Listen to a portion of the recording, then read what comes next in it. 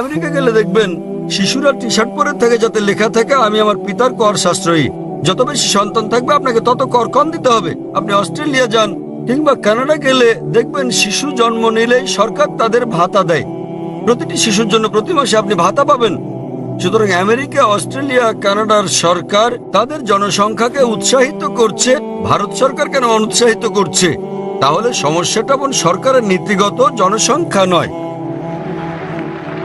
আপনি জানেন কিনা এখন দুটো দেশ যারা সুপার পাওয়ার হওয়ার জন্য প্রতিযোগিতা করছে, এরা হচ্ছে চীন আর ভারত। বিশ্বের সবচেয়ে বেশি জনসংখ্যা চীনের, দ্বিতীয় ভারত। বর্তমানে ভারত ও চীন সুপার পাওয়ার হওয়ার জন্য প্রতিযোগিতা করছে। কেন? কারণ চীন ভারত উভয় দেশেরই বিপুল জনশক্তি রয়েছে। যখন আমি বলি জনশক্তি, এর মানে মানুষের শক্তি, তাতে নারীরাও আছেন। চীন এবং ভারতের জনশক্তি আছে, সে কারণে আজ আপনারা দেখেন আমেরিকা এই দেশে বিনিয়োগ করছে, লক্ষ্য করবেন পশ্চিমা দেশে বিনিয়োগ করছে, শেয়ার বাজার বাড়ছে। কেন? জনসংখ্যার জন্যই। সুতরাং জনসংখ্যা এটা একটা আশীর্বাদ, অভিশাপ নয়। তাই আপনি যদি চান আপনার সন্তান হবে ডাক্তার বা ইঞ্জিনিয়ার, ভাববেন না আপনি জানতেন না আপনার পঞ্চম সন্তানটি ডাক্তার হবে কিংবা ইঞ্জিনিয়ার হবে। তবে এর অর্থই নয় যে আপনার আরো সন্তান থাকলে তাদেরও বেশি সুযোগ দিতে পারতেন। তৃতীয় আর একটা ক্যাটাগরি, এটা একটা একক ক্যাটাগরি। একসময় কেউ আমাকে বলেছিল যে ভাই জাকির, আমি ধনী, সন্তান মানুষ করার ঝামেলার মধ্যে আমি নেই। আপনি জানেন আমি ধনী, তাই অর্থের কোনো সমস্যা নেই এবং সন্তানকে ডাক্তার বা ইঞ্জিনিয়ার বানানোর ঝামেলার মধ্যে আমি নেই। আমি আমার জীবনটাকে উপভোগ করতে চাই। তৃতীয় ক্যাটাগরি। আমি তাকে বললাম তথাপিও আপনি জীবনকে উপভোগ করতে চাইলে সবচেয়ে উত্তম হচ্ছে সময় মতো বিয়ে করুন, ঠিক সময় সন্তান নিন, যেন যথাসময়ে অবসর নিতে পারেন। আপনারা জানেন ভারতে এরকম কিছু সম্প্রদায় রয়েছে, যেমন গুজরাটি, তারা সবাই তাড়াতাড়ি বিয়ে করে ফেলে। 19, 20, 21 বছরের মধ্যে তাড়াতাড়ি সন্তান নেয়। তাদের বয়স 35 থেকে 40-এ পৌঁছলেই তাদের সন্তানেরা তাদের ব্যবসা বাণিজ্যের দায়িত্ব গ্রহণ করে। সুতরাং 40 বছরই তারা অবসর নিতে পারে, অন্যরা সবাই 60-70 বছর অবসর নেয়। 40 বছর বয়সে যাদের সন্তানেরা ব্যবসা বাণিজ্যের দায়িত্ব নিতে পারে, তারা জীবন উপভোগ করতে পারে। সুতরাং আপনি উপভোগ করতে চাইলে সময় মতো বিয়ে করুন, সন্তান নিন, আরাম করুন, জীবনকে উপভোগ করুন। তাই ব্যক্তিগতভাবে আমি আমার মতামত দিতে চাই। পরিবার পরিকল্পনার ক্ষেত্রে আমি সেসব দলের পণ্ডিতদের কথা বিশ্বাস করি। আল্লাহ কোরআনে বলেছেন সূরা আলে ইমরান অধ্যায় নম্বর 3 আয়াত নম্বর 54, মাকরু মাকারাল্লাহু ওয়াল্লাহু খায়রুল মাকিরিন। তারা চক্রান্ত করেছে, আল্লাহ কৌশল করেছেন এবং আল্লাহ কৌশলীদের শ্রেষ্ঠ। সুতরাং যদি ভেবে থাকেন আপনি ভালো পরিবার পরিকল্পনা করতে পারেন তাহলে আপনাকে স্বাগতম। তবে আমি আমার পরিবার পরিকল্পনা স্রষ্টার হাতে ছেড়ে দিয়েছি আর সেটাই উত্তম। আশা করি উত্তরটা পেয়েছেন। ধন্যবাদ স্যার। আমি অনুরোধ জানাচ্ছি, যদি কোনো বোনের কোনো সুনির্দিষ্ট প্রশ্ন থাকে তাহলে আসুন। ইসলামের ব্যাপারে কোনো জটিল প্রশ্ন থাকলে কিংবা ইসলামের কোনো বিষয়ে বিস্তারিত জানা থাকলে এখনই সময়। ডক্টর জাকির উপস্থিত আছেন, দয়া করে মাইকের কাছে যান এবং আপনার প্রশ্ন করুন। শুভ সন্ধ্যা স্যার, আমার নাম মঞ্জু সিং, আমি নাগপুরের বাসিন্দা। আমি বেদের ব্যাপারে একটি প্রশ্ন করতে চাই, কারণ আমি বিশ্বাস করি বেদ হিন্দু ধর্মের মূল ধর্মগ্রন্থ। তাই আমি জানতে চাই আপনি বিভিন্ন ধর্মগ্রন্থের অভিন্ন দিকগুলো তুলে ধরছেন যা অন্যান্য ধর্মগ্রন্থে একই রকম, কিন্তু কেন আপনি অমুসলিমদের কাছে সেসব দিকগুলো তুলে ধরছেন না যেগুলো পরস্পর সাংঘর্ষিক কিংবা যেগুলো পরস্পর বিপরীত? কারণ হিন্দু মেয়ে হিসেবে আমি অভিন্ন দিকগুলো বিশ্বাস করলেও এটা জানা অত্যন্ত গুরুত্বপূর্ণ হিন্দু ধর্মগ্রন্থের কোন দিকগুলো অন্যান্য ধর্মের সঙ্গে অভিন্ন এবং কোনগুলো ভিন্ন। বোন খুব সুন্দর একটা প্রশ্ন করেছেন। তিনি বলেছেন আমি বেদ থেকে উদ্ধৃতি দিয়েছি, সাদৃশ্যগুলো তুলে ধরেছি, কেন বৈসাদৃশ্যগুলো সম্পর্কে বলিনি, এবং তিনি সাদৃশ্যের পাশাপাশি বৈসাদৃশ্যগুলো জানতে চেয়েছেন। বোন, আমি যেমন ইসলাম ধর্ম ও হিন্দু ধর্মের সাদৃশ্যগুলোর উপর কয়েক ঘন্টা ধরে আলোচনা করতে পারি, তেমনি আমি ইসলাম ধর্ম ও হিন্দু ধর্মের বৈসাদৃশ্য নিয়েও দীর্ঘ আলোচনা করতে পারি। তবে আমার সাদৃশ্য নিয়ে কথা বলতে পছন্দ হওয়ার কারণ কোরআনে আমার স্রষ্টা আল্লাহ সুবহানাহু ওয়া তাআলা আমাকে সেই উপদেশই দিয়েছেন।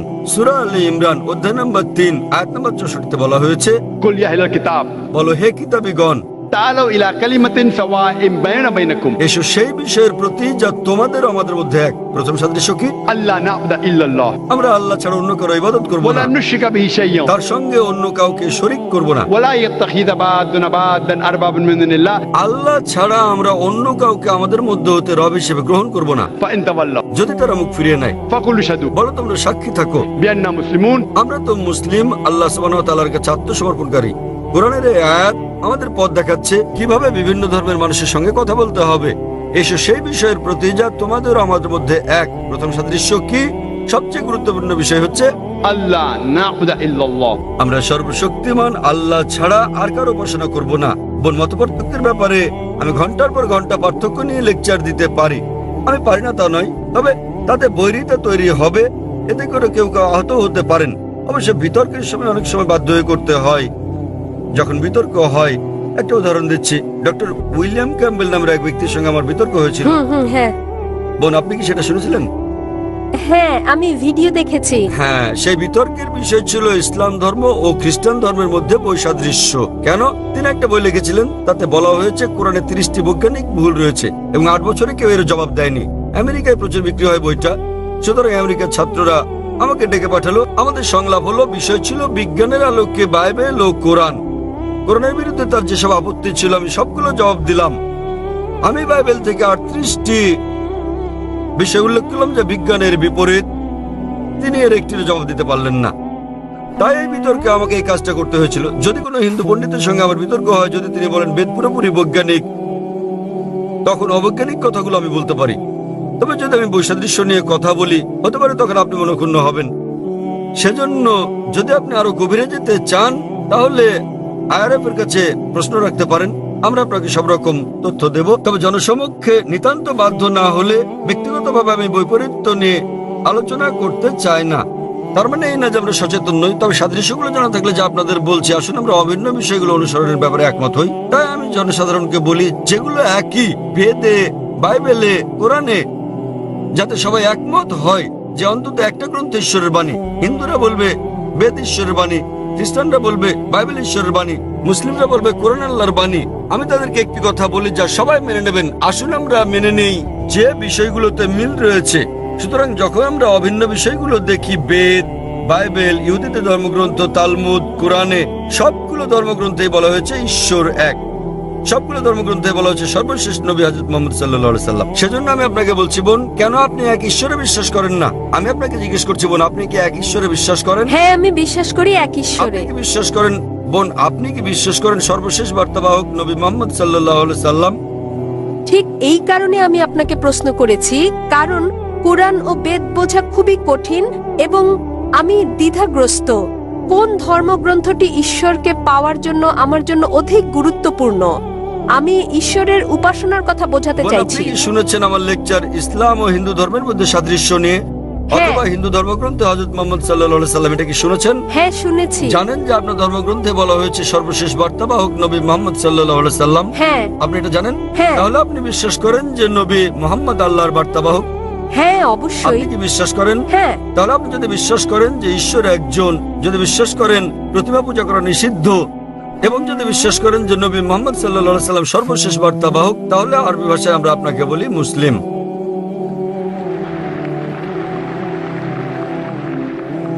বোন, আপনি কি এক ঈশ্বরে বিশ্বাস করেন? হ্যাঁ, আমি এক ঈশ্বরে বিশ্বাস করেন করি। প্রতিমা পূজা নিষিদ্ধ? হ্যাঁ। আপনি কি বিশ্বাস করেন ঈশ্বরের কোনো আকৃতি নেই?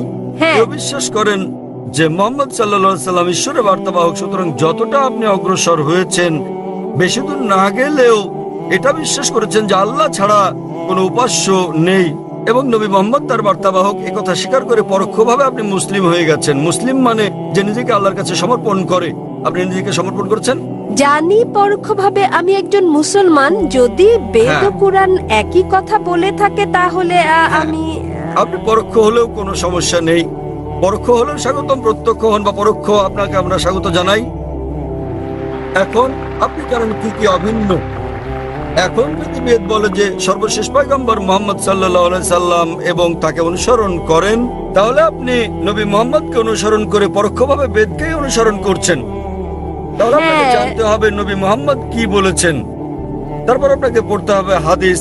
তবে ধীরে ধীরে, তা আপনি এখন নার্সারিতে, তারপর জুনিয়র কেজি, তারপর সিনিয়র কেজি, তারপর প্রথম শ্রেণী, এভাবে দশম শ্রেণীতে উঠবেন। কিন্তু আপনি ভর্তি হয়েছেন কিনা আমি জানতে চাই।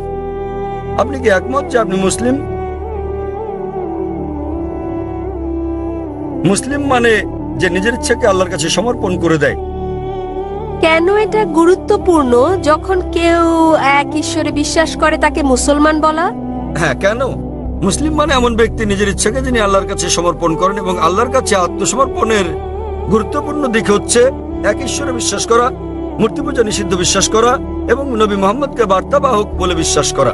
যদি আপনি এই কথা বলেন তার মানে আপনি নিজেকে সমর্পণ করতে সম্মত এবং এতে সময় লাগবে। এরপর আপনি স্ট্যান্ডার্ড 1-এ উঠবেন।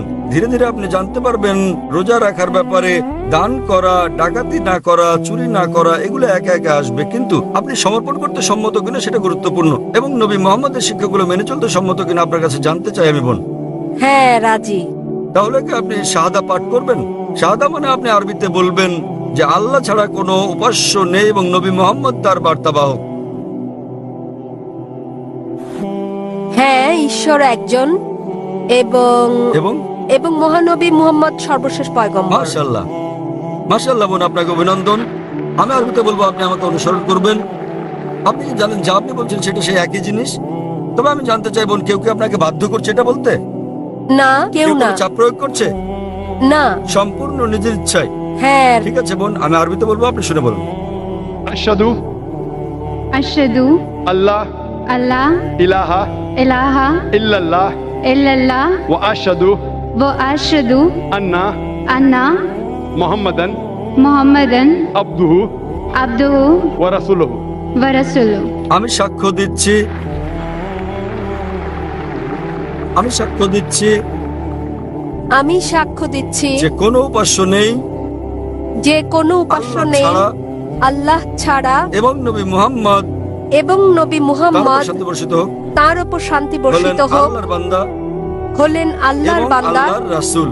এবং আল্লাহর রাসূল। মাশাআল্লাহ, ধন্যবাদ। আপনাকে আমি অভিনন্দন জানাই বোন। এখন আপনি ইসলামে প্রবেশ করেছেন এবং ইনশাআল্লাহ আরো জ্ঞান অর্জন করে প্রথম স্ট্যান্ডার্ড, দ্বিতীয়, তৃতীয় স্ট্যান্ডার্ড শ্রেণীতে উঠবেন। ইসলামিক রিসার্চ ফাউন্ডেশনের বন্ধুদের সংস্পর্শে থাকুন এবং আপনাকে দিক নির্দেশনা দিতে আমাদের ভালোই লাগবে। আর যদি কোনো প্রশ্ন থাকে কোরআন সম্পর্কে, ইসলাম সম্পর্কে, আপনি করতে পারেন। হিন্দু ধর্ম সম্পর্কেও কোনো প্রশ্ন থাকলে করতে পারেন। জি। আপনাকে সুস্বাগতম বোন, এবং আমি আল্লাহ তাআলার কাছে দোয়া করি তিনি যেন আপনাকে জান্নাত দান করেন। ধন্যবাদ স্যার। মাঝের দিকের ভাইয়ের নিকট থেকে পরবর্তী প্রশ্ন, মাইক নম্বর 2। আসসালামু আলাইকুম, আমার নাম অজয়। আমার প্রশ্ন হচ্ছে, জান্নাতে যাবার জন্য ইসলাম গ্রহণ করা কি আবশ্যক?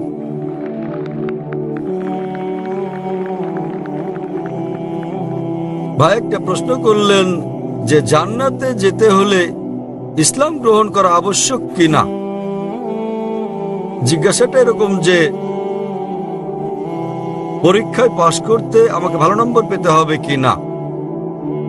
পরীক্ষায় পাশ করার জন্য আপনাকে ন্যূনতম 5 নম্বর পেতে হবে। জান্নাতে যাওয়ার জন্য প্রয়োজনীয় শর্তাবলীর কথা বলছে সূরা আল আসর অধ্যায় নম্বর 103 আয়াত নম্বর 1 থেকে 3 বলা হয়েছে, والعصر إن الإنسان لفي خسر إلا الذين آمنوا وعملوا الصالحات وتواصوا بالحق وتواصوا بالصبر। সময়ের শপথ, নিশ্চয়ই মানুষ ক্ষতির মধ্যে রয়েছে, তারা বাদে যারা বিশ্বাস এনেছে, যারা সৎকর্ম করেছে, যারা সত্যের পথে মানুষকে আহ্বান করে এবং ধৈর্য ও অধ্যবসায়ের উপদেশ দেয়। কোন মানুষের বেহেশতে যাওয়ার জন্য ন্যূনতম 4টি গুণ থাকতে হবে কমপক্ষে। প্রথমত, বিশ্বাস স্থাপন করা, ঈমান আনতে হবে। ঈমান আনলে এক ঈশ্বরে বিশ্বাস করতে হবে, মুহাম্মদ সাল্লাল্লাহু আলাইহি সাল্লামকে শেষ পয়গম্বর মানতে হবে, ইত্যাদি ইত্যাদি। দ্বিতীয়ত, সৎকর্ম করা, বিশ্বাস করা ছাড়াও, ঈমান আনা ছাড়াও সৎকর্ম করা। عمل الصالحات তৃতীয়ত হচ্ছে وتواصوا بالحق।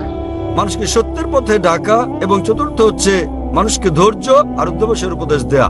যে কোনো মানুষের জান্নাতে যাওয়ার জন্য কমপক্ষে 4টি গুণ থাকতে হবে, এবং যদি আল্লাহ ইচ্ছে করেন যে কোনো গুনাহ মাফ করতে পারেন, শিরক ছাড়া তিনি কখনো শিরক মাফ করবেন না। আল্লাহ বলেন সূরা নিসা অধ্যায় 4 আয়াত নম্বর 48 এবং সূরা নিসা অধ্যায় 4 আয়াত 116-তে যে আল্লাহ ইচ্ছে করলে যে কোনো গুনাহ মাফ করে দিতে পারেন, শিরক তিনি কখনোই মাফ করবেন না। যে লোক শিরক করেছে সে কঠিন গুনাহ করে ফেলেছে। শিরক একটা বড় গুনাহ। শিরক করলে জান্নাতে যাওয়ার কোনো সুযোগ থাকলো না আপনার জন্য। অন্যান্য গুনাহ আল্লাহ ইচ্ছে করলে মাফ করে দিতে পারেন, তবে আপনার জান্নাতে যাওয়া নিশ্চিত করতে হলে ন্যূনতম 4টি গুণ অর্জন করতে হবে: ঈমান, সৎকর্ম করা, মানুষকে সত্যের পথে ডাকা এবং ধৈর্য ও অধ্যবসায়ের উপদেশ দেয়া। ভাই আপনাকে আমি জিজ্ঞেস করছি, হ্যাঁ বলুন। আপনি কি জান্নাতে যেতে চান? আপনি জান্নাতে যেতে চান কি না? জি, যেতে চান আপনি? আমি এই জন্য বলছি, আমার অন্তর দিয়ে বলছি, আমাকে কলমা পড়িয়ে দিন। মাশাআল্লাহ, জান্নাতে যেতে চান। ভাই জান্নাতে যেতে চান এবং তিনি কলেমা পড়তে চান, কেউ কি আপনাকে ইসলাম গ্রহণ করতে জোর করছে ভাই? আচ্ছা, কেউ কোনো জোর করছে কি? কেউই না। আচ্ছা, করছে না। অর্থনৈতিক কোনো চাপ, টাকা পয়সার কোনো ব্যাপার? হ্যাঁ, না না, না। কেউ আপনাকে জোর করছে, জোর জবরদস্তি? কেউই না। আপনি আপনার অন্তর থেকে গ্রহণ করছেন। হ্যাঁ স্যার, ভালো ভালো কথা বলছে। ইসলাম আমার এই জন্য পছন্দ হয়েছে যে একজন ভগবান। মাশাআল্লাহ, ভাই বলছেন যে এমন সুন্দর সুন্দর কথা বলা হয়েছে ইসলামে, এবং ইসলাম ধর্মে ঈশ্বর এক, তাই ইসলাম গ্রহণ করতে চান। আপনি কি মানেন যে মূর্তি পূজা করা ভুল? হ্যাঁ মূর্তি পূজা করা হ্যাঁ, ভুল। ভুল। আচ্ছা, আপনি কি মানেন যে মোহাম্মদ সাল্লাল্লাহু সাল্লাম শেষ পয়গম্বর? মোহাম্মদ সাল্লাল্লাহু সাল্লাম আল্লাহর পয়গম্বর, এটাকে আপনি মানেন? মানি। মাশাআল্লাহ। তো ইনশাআল্লাহ আমি কলেমা পড়বো, আপনি হ্যাঁ। সেটা বলবেন, হ্যাঁ। এবং ইনশাআল্লাহ দোয়া করবো আল্লাহ যেন আপনাকে জান্নাতবাসী করেন। হ্যাঁ, ধন্যবাদ। আশহাদু আশহাদু আল্লাহ আল্লাহ ইলাহা ইলাহা ইল্লাল্লাহ ইল্লাল্লাহ ওয়া আশহাদু ওয়া আশহাদু আন্না আন্না মুহাম্মাদান মুহাম্মাদান আবদুহু আবদুহু ওয়া রাসূলুহু। ওয়া রাসূলুহু। আমি সাক্ষ্য দিচ্ছি আমি সাক্ষ্য দিচ্ছি যে আল্লাহ ব্যতীত যে আল্লাহ ব্যতীত কোনো মাবুদ নেই, কোনো মাবুদ নেই, এবং এবং মুহাম্মদ মুহাম্মদ সাল্লাল্লাহু সাল্লাল্লাহু আলাইহি ওয়াসাল্লাম আলাইহি ওয়াসাল্লাম তার বান্দা তার বান্দা এবং পয়গম্বর। এবং পয়গম্বর। মাশাআল্লাহ, আপনি স্যার, মুসলমান হয়ে গেছেন ভাই। স্যার, জি ভাই। আমার একটি ভালো নাম রেখে দিন। ভাই আমাকে একটা নাম দিতে বলেছেন। মানুষের কাছে এক একটি নাম জিজ্ঞাসা করি, তারা আমাকে বলছে না। এখন আপনার নাম কি? আমার নাম অজয় কুমার। অজয় কুমার। হ্যাঁ, ভাই সাহেবের নাম অজয় কুমার। তো আমি একটা নাম দিচ্ছি, আপনার নাম আব্দুল্লাহ রাখতে পারেন। আব্দুল্লাহ মানে হচ্ছে আল্লাহর বান্দা, তার মানে আল্লাহর বান্দাকে বলা হয় আব্দুল্লাহ, অর্থাৎ আল্লাহর দাস। আমি দোয়া করব আব্দুল্লাহ যেন আল্লাহ তাআলা আপনাকে জান্নাত দান করেন। আমিন। ধন্যবাদ। আমিন। আমি আপনার জন্য দোয়া কামনা করি, আপনাকে জান্নাতে যাওয়ার জন্য দোয়া কামনা করি। হ্যাঁ ভাই, নমস্তে। আমার নাম জেপি খার্গে। আমার প্রশ্নটি সংক্ষিপ্ত। পূর্ববর্তী প্রশ্নের সঙ্গে সংশ্লিষ্ট ননভেজ খাদ্য সংক্রান্ত মানুষের মনের উপর এর কি প্রভাব পড়ে? ভাই প্রশ্ন করলেন যে মানুষের মনের উপর ননভেজ খাদ্যের কি কোনো প্রভাব রয়েছে? জি। এ নিয়ে অনেক গবেষণা হয়েছে। বৈজ্ঞানিকভাবে এটা স্বাস্থ্যসম্মত। দেহ, দৃঢ় মাংসপেশি গঠন, সুস্বাস্থ্য, দীর্ঘায়ু ইত্যাদি অনেক কিছুর উপর এর প্রভাব রয়েছে। আপনি দেখতে পারেন আমার লেকচার, ননভেজ কি মানুষের জন্য অনুমোদিত না নিষিদ্ধ। আপনার প্রশ্ন থেকে বোঝা যায় আপনি বলতে চাচ্ছেন যে এরকম একটা গবেষণা হয়েছে যাতে বলা হয়েছে যে খাদ্য আপনি খাচ্ছেন আপনার স্বভাবের উপর তার প্রভাব পড়বে। সুতরাং আপনি যদি জীবজন্তুর মাংস খান, জীবজন্তুর মতো আচরণ করবেন, এটাই বোঝাতে চেয়েছেন? না না না, আমার প্রশ্ন মানুষের ভাবনার উপর এর প্রভাব কি? আমি আপনাকে বলার চেষ্টা করছি, এরকম একটা গবেষণা হয়েছে যাতে বলা হয়েছে যে যদি আপনি জীবজন্তুর মাংস খান তাহলে জীবজন্তুর মতো আচরণ করতে শুরু করবেন, তার মানে জীবজন্তুর প্রভাব পড়ছে। গবেষণায় বলা হয়েছে যে আপনি যা খান তার স্বভাবের প্রভাব আপনার উপর পড়বে। আর সে কারণেই আমরা যারা মুসলমান তারা কেবলমাত্র শান্ত স্বভাবের প্রাণীর মাংস খেয়ে থাকি, যেমন গরু, ছাগল, তারপর ভেড়া, কারণ আমরা শান্তিপ্রিয় মানুষ। আমাদেরকে হিংস্র প্রাণীর মাংস খাওয়ার অনুমতি দেওয়া হয়নি, যেমন বাঘ, সিংহ, চিতাবাঘ, কারণ আমরা হিংস্র হতে চাই না। তাই এই গবেষণার সঙ্গে একমত হলেও আমি বলতে চাই আমরা মুসলিমরা শান্তিপ্রিয়। আর স্বাস্থ্যের ব্যাপারে যদি বলতে হয়, এই খাদ্য খুবই উপকারী। যদি কারো কিছু স্বাস্থ্যগত কোনো সমস্যা হয় কোনো ননভেজ খাদ্য গ্রহণের কারণে, তা ভেজ খাদ্য গ্রহণের কারণেও হতে পারে। যে খাদ্য পৃথিবীতে সবচেয়ে বেশি মৃত্যুর কারণ তা হচ্ছে মদ। মদ কি ভেজ না ননভেজ ভাই? মদ কি ভেজ না ননভেজ? ভেজ। ভেজ। ক্ষমা মদ কি করবেন, ভেজ না ননভেজ খাদ্য? আমি নিরামিষ খাদ্য প্রস্তুত করি। মদ কি ভেজ না ননভেজ ভাই? মদ কি ভেজিটেরিয়ান না নন ভেজিটেরিয়ান খাদ্য? ভেজ। ভেজ খাদ্য। বিশ্বের বেশিরভাগ মৃত্যুর ঘটনা ঘটে যে খাদ্য গ্রহণের ফলে, তা হচ্ছে নিরামিষ খাদ্য মদ খেয়ে। 2 নম্বরে বেশিরভাগ মৃত্যুর কারণ এটা হচ্ছে ধূমপান, তামাক দিয়ে ধূমপান। এটা ভেজ না নন ভেজ? এটা নন ভেজ। তামাক ভেজ না নন ভেজ? ক্যাবেজ বাঁধাকপি ভেজ। বাঁধাকপি নয়, তামাক বলছি। তামাক হচ্ছে নন ভেজ। তামাক নন ভেজ আপনি কোথায় পেলেন? ভেজ এটি সবজি জাতীয়। ভেজিটেরিয়ান, ঠিক। সুতরাং পৃথিবীতে সবচেয়ে বেশি মৃত্যুর কারণ মদ হচ্ছে 1 নম্বর, যা ভেজিটেরিয়ান, তামাক হচ্ছে 2 নম্বর, তাও ভেজিটেরিয়ান। তাহলে বিশ্বে ভেজিটেরিয়ান খাদ্য ননভেজ খাদ্য থেকে বেশি সমস্যার সৃষ্টি করে। নির্দিষ্ট কোনো ননভেজ খাবার যদি আপনার স্বাস্থ্যের জন্য ক্ষতিকর হয়, বিশ্বের বেশিরভাগ ক্ষতিকর ঘটনার কারণ হচ্ছে ভেজিটেরিয়ান খাদ্য। সুতরাং যা ক্ষতিকর কোরআন তা নিষিদ্ধ করেছে। কোরআন সব শাকসবজি নিষিদ্ধ করেনি, কোরআন নিষিদ্ধ করেছে মদ, সূরা মাইদা অধ্যায় 5 আয়াত নম্বর 90, এবং এমনকি ধূমপান সূরা বাকারা অধ্যায় 2 আয়াত নম্বর 195, কারণ এটা স্লো পয়জনিং করে। সুতরাং যাতে সমস্যা রয়েছে তা নিষিদ্ধ করা হয়েছে। কোরআন সব শাকসবজি নিষিদ্ধ করেনি। আরো বিস্তারিত জানার জন্য আমার ভিডিও ক্যাসেট দেখতে পারেন। ননভেজ খাদ্য মানুষের জন্য অনুমোদিত না নিষিদ্ধ। আশা করি উত্তরটা পেয়েছি। ঠিক আছে, আপনাকে ধন্যবাদ। পুরুষদের শাড়ির পেছনের দিকের 3 নম্বর বাইক থেকে পরবর্তী প্রশ্ন। হ্যাঁ ভাই, আপনি। শুভ সন্ধ্যা, আমি ডক্টর মাথু এবং creation.com এর সঙ্গে জড়িত, যা ক্রিয়েশন মিনিস্ট্রিজ ইন্টারন্যাশনালের অংশবিশেষ। একজন চিকিৎসক হিসেবে আমি এখানে এসেছি কারণ আমি শান্তিপ্রিয়, এবং যেমন আপনি বলেছেন ভেতরে বাইরে শান্তি।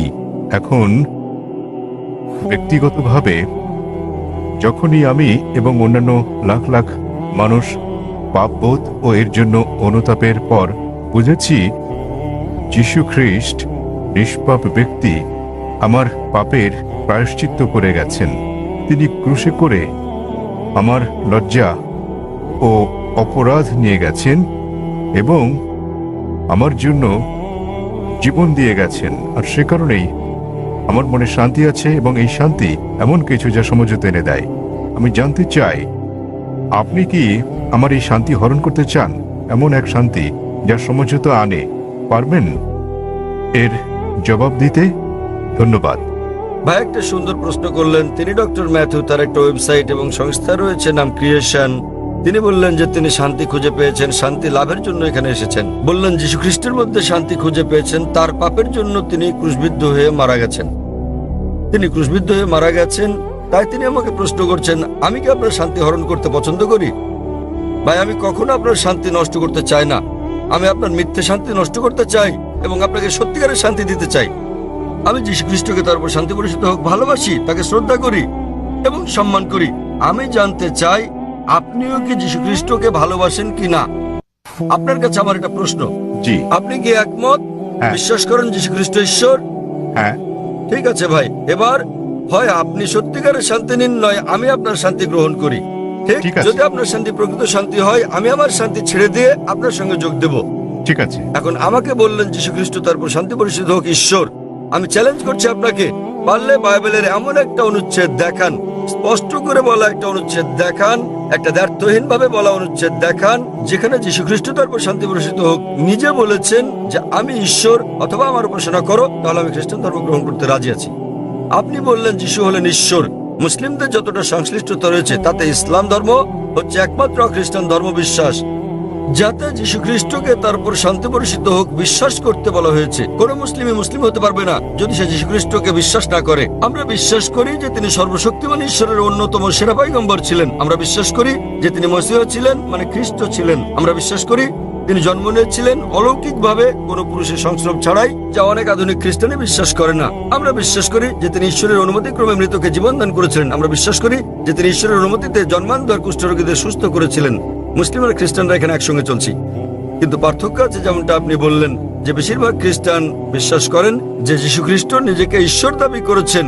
পরিষ্কার করে বলা এমন একটিও উক্তি নেই সম্পূর্ণ বাইবেলে যেখানে যীশু খ্রিস্ট নিজেকে বলেছেন যে আমি ঈশ্বর কিংবা আমার উপাসনা করো। যদি এরকম উক্তি দেখাতে পারেন, আমি খ্রিস্ট ধর্ম গ্রহণ করতে প্রস্তুত। যদি তিনি না বলে থাকেন, তাহলে কেন আপনারা বিশ্বাস করেন তিনি ঈশ্বর? আর কোথায় যীশু খ্রিস্ট নিজে বলেছেন যে আপনাদের পাপ নিয়ে তিনি ক্রুশবিদ্ধ হয়ে মারা গেছেন? এই শিক্ষাটা হচ্ছে পলের। আপনারা কি পলকে না যীশু খ্রিস্টকে তার উপর শান্তি বর্ষিত হোক অনুসরণ করছেন? বাইবেলের কোথাও নেই। তাই আমার প্রশ্ন হচ্ছে, যখন যীশু খ্রিস্ট কখনো বলেননি যে তিনি ঈশ্বর, তাকে ভালোবাসবেন, আপনাদের সম্মান করা উচিত। তিনি বলেন যখন তাকে জিজ্ঞাসা করা হলো, যা ছিল প্রথম উপদেশ, সেটা উল্লেখ আছে গসপেল অফ মার্ক অধ্যায় নম্বর 12 অনুচ্ছেদ নম্বর 29। তিনি বলেন, شما إسرائيل أدنى نحيد ما يخد শোনো হে ইসরায়েলগণ, আমাদের প্রভু ঈশ্বর হলেন এক ঈশ্বর। তিনি পূর্বসূরি মুসা আলাইহিস সালামের বাণীর আক্ষরিক পুনরাবৃত্তি করেন। তাই আমি আপনাকে বলছি, যদি আপনি যীশু খ্রিস্টের বাণীগুলো জেনে থাকেন, যদি আপনি বলেন যে খ্রিস্টান সেই ব্যক্তি যে যীশু খ্রিস্ট সাল্লামের উপদেশ অনুসরণ করে, যেমন উল্লেখ রয়েছে বুক অফ এফিসিয়েন্স অধ্যায় নম্বর 5 অনুচ্ছেদ নম্বর 18 যে মদ পান করো না। এটা আরো উল্লেখ আছে বুক অফ প্রভাবস অধ্যায় নম্বর 20 অনুচ্ছেদ নম্বর 1। মদ হচ্ছে ব্যঙ্গকারী, প্রতারিতরা এটা গ্রহণ করে। আমরা মুসলিমরা মদ পান করি না, কিন্তু অনেক খ্রিস্টানই পান করে। এছাড়াও আমরা মুসলিমরা শুকরের মাংস খাই না, যেমন বাইবেলে উল্লেখ আছে বুক অফ লেভিটিকাস অধ্যায় নম্বর 11 অনুচ্ছেদ 7 ও 8, বুক অফ ডিউটেরোনমি অধ্যায় 14 অনুচ্ছেদ নম্বর 8, বুক অফ আইজায়া অধ্যায় নম্বর 65 অনুচ্ছেদ 2 থেকে 5। তোমরা শুকরের মাংস খাবে না। আমরা মুসলিমরা শুকরের মাংস খাই না, কিন্তু খ্রিস্টানদের বেশিরভাগই খায়। যীশু খ্রিস্টকে তার উপর শান্তি বর্ষিত হোক তার জন্মের 8ম দিনে খতনা করা হয়েছিল। এটা আছে গসপেল অফ লুক অধ্যায় নম্বর 2 অনুচ্ছেদ নম্বর 21। আমরা মুসলিমরা খতনা করি, কিন্তু বেশিরভাগ খ্রিস্টানই তা করে না। যদি খ্রিস্টান মানে এটা হয় যে ব্যক্তি যীশু খ্রিস্ট সাল্লামের বাণী অনুসরণ করে, তাহলে আমি গর্বের সাথে বলি মুসলিমরা খ্রিস্টানদের চেয়ে অনেক ভালো খ্রিস্টান। তাহলে কোথায় আপনারা যীশু খ্রিস্টের উপদেশ মেনে চলেন আর বলেন যে আপনারা তার উপাসনা করেন? তো ভাই, বাইবেলের এমন একটা অনুচ্ছেদ আপনি উল্লেখ করেন যেখানে যীশু খ্রিস্ট তার নিজের মুখে দ্ব্যর্থহীন ভাষায় বলেছেন যে আমি ঈশ্বর কিংবা আমার উপাসনা করো। ডক্টর জাকির নায়েক, জি ভাই। আমার প্রশ্নটি ছিল শান্তির ওপর, এবং আমার সেই শান্তি রয়েছে। আমি কোনো কিছু প্রমাণ কিংবা আপনার সঙ্গে ভিন্নমত পোষণ করার জন্য কিছু মুখস্থ রাখতে কিংবা বলতে আসি। ভাই, আমি যা বলতে চাই তা হচ্ছে শান্তি, যা আমার বিশ্বাস থেকে এসেছে। কারণ আমরা সবাই পাপী এবং আমাদের পাপ মোচনের জন্য ত্যাগ স্বীকার করা প্রয়োজন। তবে তা আমাদের কাজের মাধ্যমে নয়, বরং এটা বিশ্বাস করার মাধ্যমে যে ঠিক আছে, যীশু খ্রিস্ট আমার পাপের প্রায়শ্চিত্ত করে গেছে। ভালো। তাহলে আপনি একমত যে যীশু খ্রিস্ট সব মানুষের পাপ মোচন করে গেছেন। আপনি কি ব্যাপারে একমত? হ্যাঁ, ঠিক যারা আছে, তাকে বিশ্বাস ঠিক করে। আছে। তাহলে ধরুন আপনার মতো একজন খ্রিস্টান যে যীশু খ্রিস্টকে বিশ্বাস করে, সে আপনার স্ত্রীকে ধর্ষণ করলো, তাহলে কি সে স্বর্গে না নরকে যাবে? মাফ করবেন, যদি একজন খ্রিস্টান এসে আপনার স্ত্রীকে ধর্ষণ করে, যে বিশ্বাস করে যীশু খ্রিস্ট তার পাপের জন্য মারা গেছেন, তাতে যে পাপই করুক না কেন তার পাপ মোচন হয়ে গেছে। না। যীশু খ্রিস্ট যদি তার পাপের জন্য মারা গিয়ে থাকেন, এর অর্থ সব খ্রিস্টান পুরুষরা নারী ধর্ষণ করলে কোনো পাপ হবে না? না, কখনই না। কেন কখনো নয়?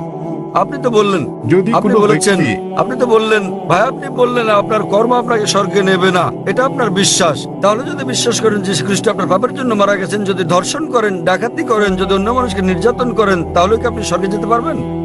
সে খ্রিস্টানই নয়, যদি সে এমন কাজ করে, সহজ কিন্তু ব্যাপার। তিনি তো যীশু খ্রিস্টকে বিশ্বাস করেন এমন খ্রিস্টান অনেককে না। আমি চিনি। এর মানে এটা ভুল ধারণা, ঠিক আছে? বাইবেলে লেখা আছে ঠিক। এমনকি শয়তানরাও যীশু খ্রিস্টকে বিশ্বাস করে, কিন্তু তারা তাকে অনুসরণ করে না। ঠিক, ঠিক আছে, তারা অনুসরণ করে না। আপনি কি যীশু খ্রিস্ট সাল্লামকে অনুসরণ করেন? জি। আপনার কি খতনা করানো হয়েছে? তাহলে না, আমাকে খতনা করানো তাহলে হয়নি। কেন আপনি যীশু খ্রিস্টকে অনুসরণ করেন না? যীশু খ্রিস্টকে 8ম দিনে খতনা করানো হয়েছিল। আপনি একজন ডক্টর, জি। ঠিক? আপনি জানেন খতনা স্বাস্থ্যগত দিক দিয়ে কত সেটা উপকারী। আমার হাতে ছিল না, তাহলে সেটা ছিল কেন আমার আপনি- পিতামাতার হাতে। তো এখনো আপনি করতে পারেন, কোনো সমস্যা নেই। অবশ্যই। আপনি চাইলে সাহায্য করবো আমি। 1 নম্বর পয়েন্ট। 2 নম্বরটা হচ্ছে, আপনি কি শুকরের মাংস খান ভাই? না, কেন আপনি শুকরের মাংস খান না? ওল্ড টেস্টামেন্টে তা উল্লেখ আছে ঠিক। এবং ঈশ্বর তা উল্লেখ আপনি কি করেছে। মাদক সেবন করেন? আপনি কি মদ পান করেন? না, ভালো। আপনি কি বিশ্বাস করেন যীশু খ্রিস্ট ঈশ্বর? যীশু ঈশ্বর, যিনি মানুষ রূপে পৃথিবীতে এসেছিলেন। কোথায় এটা উল্লেখ আছে বাইবেলের কোন অনুচ্ছেদে আমাকে বলেন? বাইবেলের কোন অনুচ্ছেদে? হ্যাঁ, বাইবেলের কোন অনুচ্ছেদে? কোন অনুচ্ছেদে কোথায় যীশু খ্রিস্ট নিজে বলেছেন যে তিনি ঈশ্বর? ধরেন যদি কেউ আপনাকে ঈশ্বর বলে, আপনি কি বিশ্বাস করবেন আপনি ঈশ্বর? কেউ যদি আমাকে ঈশ্বর বলে, আমি তা বিশ্বাস করব? এই বিষয়টা মনে রাখা দরকার। যীশু খ্রিস্ট কখনো নিজেকে ঈশ্বর দাবি করেননি। প্রকৃতপক্ষে আপনি গসপেল অফ ম্যাথিউ অধ্যায় নম্বর 19 অনুচ্ছেদ 16 ও 17 দেখবেন, এক ব্যক্তি যীশু খ্রিস্টের কাছে এসে বলল, ও গুড মাস্টার, কি ভালো কাজ করলে আমি অনন্ত জীবনে প্রবেশ করতে পারবো? তখন যীশু খ্রিস্ট তারপর শান্তি পরিশুদ্ধ হোক বললেন, কেন তুমি আমাকে ভালো বলছো ঈশ্বরকে বাদ দিয়ে? কেন তুমি আমাকে গুড বলছো? একটি মাত্র গুড আছে, আর তা স্বর্গের ঈশ্বর। এবং তুমি যদি অনন্ত জীবন পেতে চাও, তাহলে উপদেশ বাণী মেনে চলো। তিনি কখনোই বলেননি যদি স্বর্গে যেতে চাও তোমরা আমাকে ঈশ্বর বলে বিশ্বাস করো। তিনি কখনো বলেননি যে তোমরা বিশ্বাস করো আমি তোমাদের পাপের জন্য মারা গেছি। তিনি বলেছেন যদি স্বর্গে যেতে চাও তাহলে উপদেশ বাণী মেনে চলো। আর এই উপদেশগুলো কি? ডাকাতি করো না, তোমরা মদ খেও না, প্রতিবেশীর স্ত্রীর প্রতি লালসা করো না। উপদেশ অনুযায়ী কাজ করলে তা তোমাকে স্বর্গে পৌঁছে দেবে। যীশু খ্রিস্ট কখনোই বলেননি যে তিনি ঈশ্বর ছিলেন। তাহলে আপনারা কেন বলছেন যে যীশু খ্রিস্ট তারপর শান্তি বর্ষিত হোক ঈশ্বর? আপনারা তার বাণী মানছেন না। আমি বলিনি যে যীশু ঈশ্বর, আমি বলেছি আমার মনে শান্তি আছে এবং এই শান্তি ভাগ করে নিতে চাই। ভাই, অনেক মানুষ আছে শয়তানের পূজা অর্চনা করার একটা দল আছে, আপনি কি জানেন? আপনি কি এ ব্যাপারে শয়তানের পূজা সচেতন? অর্চনা করার অনেক ঠিক, দল। তাই তারা শয়তানের পূজা করে শান্তি পায়, তবে তা মিথ্যে শান্তি। তাই তো আপনাকে মিথ্যে শান্তি থেকে বের করে নিয়ে এই সত্যিকারের শান্তি দিতে চাই আমি। আপনি যাকে শান্তি বলছেন সেটা প্রকৃত শান্তি নয়। আপনি একটা ভুয়া ঈশ্বরের উপাসনা করছেন। যীশু খ্রিস্ট তার উপর শান্তি বর্ষিত হোক কখনো বলেননি তিনি ঈশ্বর। সুতরাং আপনি ভুল ঈশ্বরের উপাসনা করছেন এবং আপনি ভুয়া শান্তিতে আছেন। যেমন কিছু মানুষ শয়তানের পূজা করেও তারা ভাবে যে তারা সঠিক পথে আছে। আমি আপনাকে এই ভুয়া শান্তি থেকে বের করে নিয়ে আসল শান্তির পথে আনতে চাই, কারণ আমি নিজেকে একজন খাঁটি খ্রিস্টান ভাবি। যদি খ্রিস্টান মানে এমন ব্যক্তি হয় যিনি যীশু খ্রিস্ট বা ঈসা আলাইহিস সালামের বাণী মেনে চলেন, তাহলে আমি খ্রিস্টানদের চেয়েও বড় খ্রিস্টান। আপনি কি জানেন যীশু খ্রিস্ট তারপর শান্তি বর্ষিত হোক বলেন গসপেল অফ জন অধ্যায় নম্বর 16 অনুচ্ছেদ 12 থেকে 14, তোমাদেরকে আমার অনেক কিছু বলার আছে, কিন্তু তোমরা এখন তা সহ্য করতে পারবে না। যখন সত্যের আত্মা আসবেন তিনি তোমাদের সত্যের দিকে নিয়ে যাবেন। তিনি তোমাদেরকে ভবিষ্যতে নিদর্শন দেখাবেন, আমাকে গৌরবান্বিত করবেন। যীশু খ্রিস্টের পর কোন নবী ঈসা আলাইহিস সালামকে যীশু খ্রিস্টকে গৌরবান্বিত করেছেন? তিনি নবী মুহাম্মদ সাল্লাল্লাহু আলাইহি সাল্লাম। তাহলে নবী মুহাম্মদের আগমনের পূর্বাভাস ভবিষ্যৎবাণী রয়েছে বাইবেলে, এমন অনেক উদ্ধৃতি রয়েছে। আপনার কাছে প্রশ্ন, কেন যীশু খ্রিস্ট বা ঈসা আলাইহিস সালামের নির্দেশগুলো মানেন না এবং কেন নবী মুহাম্মদ সাল্লাল্লাহু আলাইহি সাল্লামকে অনুসরণ করেন না? তাহলে আপনি কেমন খ্রিস্টান? আপনি কি বোঝাতে চেয়েছেন যে আমি খ্রিস্টানদের শিক্ষা অনুসরণ করি না? মোটেই তা নয়, আমি রেফারেন্স দিয়ে উদ্ধৃতি দিচ্ছি। বাড়ি ফিরে গিয়ে আপনি বাইবেল দেখেন রেফারেন্স সহ। আমি সত্যিকারের খ্রিস্টান, আপনি খ্রিস্টান নন। যাচাই করা সহজ ভাই। সহজ, খুবই সহজ। আপনি যা বলছেন আমি তা উদ্ধৃতি দিয়ে বলছি, আপনি একটি উদ্ধৃতিও দিতে পারেননি। আমি খ্রিস্ট ধর্মবেত্তাদের চ্যালেঞ্জ করছি, আমি খ্রিস্ট ধর্মবেত্তাদের যে কাউকে চ্যালেঞ্জ করছি। আপনাদের ধর্মবেত্তাদের নিয়ে আসুন। যদি আপনি বলেন যে আপনার ধর্ম সম্পর্কে জ্ঞান নেই, তাহলে আপনার ধর্মবেত্তাদের নিয়ে আসুন, বিশ্বের শ্রেষ্ঠ, এবং আমরা সংলাপে বসবো। নিশ্চয়। তবে সে ব্যক্তিকে হতে হবে বিজ্ঞ, রাস্তাঘাটে জানাতন লোক না, এমন ব্যক্তি যিনি মানুষকে আকৃষ্ট করতে পারেন, এমন ব্যক্তি যিনি পড়াশোনা করেছেন। আপনি ভারতের মধ্যে, বিশ্বের মধ্যে যিনি সবচেয়ে ভালো, তাকে নিয়ে আসুন, আমরা সংলাপ করব। এবং স্যার। আপনি তাকে প্রশ্ন করতে পারেন। আমি যে সব প্রশ্ন করছি সেগুলো তাকে জিজ্ঞেস করুন যে বাইবেলের কোথায় উল্লেখ করা আছে কোন দ্ব্যর্থহীন উক্তি যেখানে যীশু খ্রিস্ট বা ঈসা আলাইহিস সালাম নিজে বলেছেন যে আমি ঈশ্বর অথবা আমার উপাসনা করো। আমি জাকির নায়েক অবিলম্বে আপনার এই কথা মেনে নেব। আপনি যদি বাইবেলের যে কোনো সংস্করণ থেকে দেখাতে পারেন কোন দ্ব্যর্থহীন উক্তি, কোন সুস্পষ্ট উক্তি যেখানে যীশু খ্রিস্ট বা ঈসা আলাইহিস সালাম নিজে বলেছেন যে আমি ঈশ্বর কিংবা আমার উপাসনা করো, তাহলে আমি তাকে ঈশ্বর মানব। তবে এমন একটি উক্তি নেই। সুতরাং আপনারা যা করছেন তা হচ্ছে যীশু খ্রিস্টের উপদেশগুলো আপনারা অনুসরণ করছেন না। এটা হচ্ছে চার্চের শিক্ষা, যীশু খ্রিস্টের তার উপর শান্তি বর্ষিত হোক নয়। তাই আমি আপনাকে অনুরোধ করি ভাই, দয়া করে মিথ্যা শান্তি ত্যাগ করুন এবং সত্যিকারের শান্তি গ্রহণ করুন। সত্যিকারের শান্তি হচ্ছে ঈশ্বরের কাছে আত্মসমর্পণ করা, সেই ঈশ্বর যিনি যীশু খ্রিস্ট বা ঈসা আলাইহিস সালামকে সৃষ্টি করেছেন, কোন ভুয়া দেবতা নয়। যীশু খ্রিস্ট বা ঈসা আলাইহিস সালাম ঈশ্বরের একজন পয়গম্বর ছিলেন, ঈশ্বর ছিলেন না। আশা করি উত্তরটা পেয়েছেন। শুভ সন্ধ্যা স্যার, আমার নাম সিমি। আমার প্রশ্ন, ইসলামে কেন নারীদেরকে তাদের স্বামীকে তালাক দেওয়ার অনুমতি দেয়া হয়নি? বোন প্রশ্ন করলেন যে কেন নারীদেরকে স্বামীকে তালাকের অনুমতি দেওয়া হয়নি। তালাক প্রসঙ্গে বলতে গেলে বোন বিস্তৃতভাবে আপনি তালাককে 5 ক্যাটাগরিতে ভাগ করতে পারেন। একটা হচ্ছে স্বামী এবং স্ত্রীর পারস্পরিক সম্মতিতে, এটা প্রথম ক্যাটাগরি। দ্বিতীয় ক্যাটাগরি স্বামীর ইচ্ছায় একতরফাভাবে। তৃতীয় ক্যাটাগরি যদি নিকাহনামায় উল্লেখ করা হয়ে থাকে, একজন নারী যখন একজন পুরুষকে বিয়ে করেন তখন যদি তিনি চুক্তির মধ্যে এটা উল্লেখ করেন। কোরআনে কর্তৃত্ব পুরুষকে কেন দেওয়া হয়েছে এ ব্যাপারে আমি পরে আলোচনা করব। তবে নিকাহনামায় যেহেতু বিয়ে হচ্ছে একটা বৈবাহিক চুক্তি, একজন নারী যে কোনো শর্ত জুড়ে দিতে পারেন, এ ব্যাপারে নিষেধ নেই কোরআনে। এই শর্তও দিতে পারেন যে আমি চাই না আমার স্বামী দ্বিতীয় স্ত্রী গ্রহণ করুক, কেননা একজনের বেশি স্ত্রী গ্রহণ ইসলামে আবশ্যকীয় নয়। এতে রাজি থাকলে বিয়ে হবে, না হলে হবে না। মহিলা অন্য একজন পুরুষ, পুরুষ অন্য একজন নারী খুঁজে নেবে। নারী এই শর্ত দিতে পারেন যে যতদিন আমি জীবিত আছি ততদিন তুমি দ্বিতীয় স্ত্রী গ্রহণ করো, আমি চাই না সেটা। কিন্তু আপনি কোরআন পরিপন্থী কোনো শর্ত দিতে পারবেন না। আপনি আমার শর্ত দিতে পারবেন না যে আমি চাই না তুমি নামাজ আদায় করো, কারণ নামাজ আদায় করাটা হচ্ছে অবশ্যই কর্তব্য। আপনি এমন শর্ত দিতে পারেন না যে ঐচ্ছিক। অনুরূপভাবে নারী এমন শর্ত দিতে পারেন যে আমার একতরফা তালাক দেওয়ার এখতিয়ার থাকবে। একে বলে তালাকে তাবীজ অথবা ইসমা। তৃতীয় ক্যাটাগরি। চতুর্থ ক্যাটাগরি হচ্ছে তিনি শর্তের মধ্যে উল্লেখ করেন নাই, কিন্তু এখন তিনি তালাক চান। এক্ষেত্রে তিনি স্বামীকে তালাকের জন্য অনুরোধ করতে পারেন, আমি তোমার সঙ্গে থাকতে চাই না। স্বামীর কাছে তালাকের অনুরোধ জানালে একে বলে খুলা। এবং পঞ্চম ক্যাটাগরি, যদি স্বামী রাজি না হয়, স্বামী তার সঙ্গে দুর্ব্যবহার করে, সেক্ষেত্রে তিনি কাজীর কাছে যেতে পারেন, বিচারকের কাছে যেতে পারেন এবং তিনি নিকাহে ফাস বা বিবাহ বাতিল করতে পারেন। স্বামী খারাপ ব্যবহার করলে, স্ত্রীর অধিকার না দিলে তিনি বিচারকের কাছে যেতে পারবেন, বিবাহ বাতিল করতে পারবেন। তাহলে একজন মহিলাও তালাক দিতে পারেন। তবে স্বাভাবিক পরিস্থিতিতে পুরুষদেরই এই ক্ষমতা দেওয়া হয়েছে। কেন? কারণ বিয়ের সময় যে ব্যক্তি ক্ষতিগ্রস্ত হয় তিনি পুরুষ, নারী নন। নারী লাভবান। যদি আপনি আমার কথা শুনে থাকেন, গত শনিবারে ইসলামে নারীর অধিকার, অধীনতা না সুরক্ষা এ ব্যাপারে আমি সেখানে বলেছি যে বিয়ের সময় নারীদের প্রাপ্তিযোগ ঘটে। কোরআনে বলা হয়েছে সূরা নিসা অধ্যায় 4 আয়াত নম্বর 4 যে নারীদেরকে দিয়ে দাও বিবাহের সময় বৈবাহিক পুরস্কার, মোহর। বিয়ের সময় স্বামী স্ত্রীকে দিয়ে থাকে নির্দিষ্ট পরিমাণ অর্থ, মোহর। মোহর যে কোনো পরিমাণ হতে পারে। তাহলে ভাবুন, নারীর বিয়ের আগে এটা পুরুষের কর্তব্য, অর্থাৎ পিতা এবং ভাইয়ের কর্তব্য। বিয়ের পর এই দায়িত্ব তার স্বামীর, আর ছেলের তার অন্ন, বস্ত্র, বাসস্থান সহ সব আর্থিক বিষয়গুলো দেখা। যদি তালাক হয়ে যায় তাহলে তার দেখাশোনার দায়িত্ব হচ্ছে পিতামাতার। পিতামাতা না থাকলে সমাজের দায়িত্ব তার দেখাশোনা করা। সমাজ না করলে ইসলামী রাষ্ট্রের দায়িত্ব তার দেখভাল করা। তাই সে আর্থিক দিক থেকে নিরাপদ। যদি তালাক হয়ে যায়, পুরুষ তালাক দেয়, তো তার মোহর লস। কিন্তু নারীর প্রাপ্তিযোগ আছে। এখন তার বিয়ের সম্ভাবনা রয়েছে। আবার বিয়ে করলে সে নতুন মোহর পায়। আর পুরুষ যদি আরেকজন নারীকে বিয়ে করতে যায়, নতুন করে মোহর দিতে হবে। যদি পুরুষ কর্তৃক নারীকে দেওয়া হয় তাহলে বিয়ের পর সে তালাক দিয়ে অর্থ উপার্জন করতে থাকবে। তাতে ক্ষতিগ্রস্ত কে? পুরুষ। সুতরাং সর্বশক্তিমান আল্লাহ অন্যভাবে পুরুষের মর্যাদা রক্ষা করে থাকেন। অন্যথায় ইসলামে পুরুষের অধিকার শীর্ষক লেকচার দিতে হবে।